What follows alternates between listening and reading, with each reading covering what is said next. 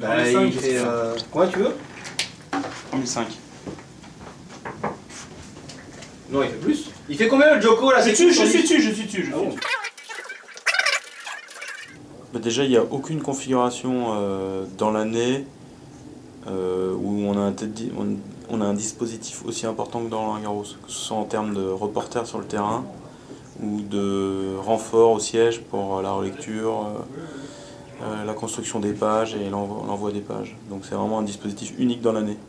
Pendant Roland-Garros, on a, on va dire, en moyenne sur les 15 jours de tournoi, sachant que il y a très souvent soit une finale de Ligue des Champions, soit une finale de Coupe de France de foot, soit une phase finale de rugby. On a, on va dire, entre 8 et 10 journées pendant lesquelles on fait la une du journal. Donc ça change pas mal de choses parce que ça veut dire qu'on est beaucoup plus impliqué dans la conception, la fabrication du journal. On participe à la fabrication de la une. Tout dit comme ça te va, avec le point serré. Très bien, comme ça, qu'on la voit dans la page, c'est très bien. Voilà, bon, je laisse tout ça. Et puis donc, si la photo elle va bien, tu relis le texte. D'accord. Voilà. Ok. C'est une population beaucoup plus large pendant Roland-Garros. On s'adresse à la fois aux licenciés qui sont dans les tribunes, qui vont voir du tennis.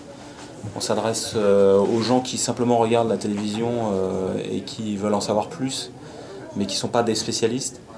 Donc ce qui change, c'est qu'il faut être à la fois grand public et initié spécialiste. Donc il faut qu'on arrive à rythmer nos pages, qui sont en général entre 4, 5, voire 6 pages, dans les grands moments, entre s'adresser vraiment au fond du tennis qui nous suivent toute l'année, et puis aux lecteurs occasionnels qui viennent nous voir parce qu'ils entendent parler de Roland-Garros dans les médias, à la télévision, le soir à la télé. Voilà.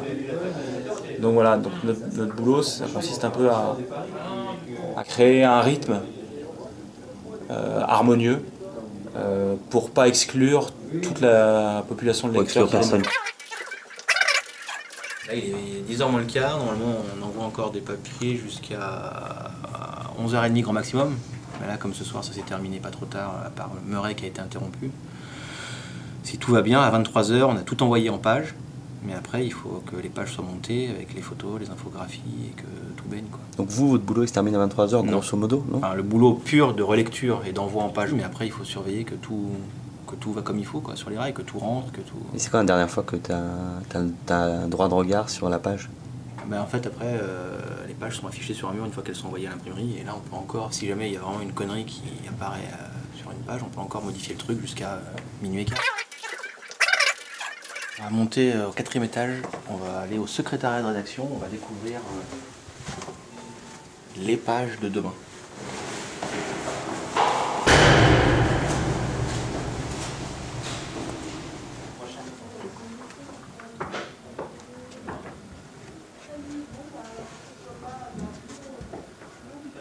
Bon, eh bien voilà, je suis mort, il est tard, je vais aller me coucher.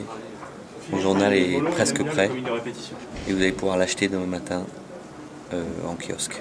Vous le recevoir devant chez vous, il sera livré, vous serez tranquille en train de boire votre café, manger votre croissant et vous lirez ce journal.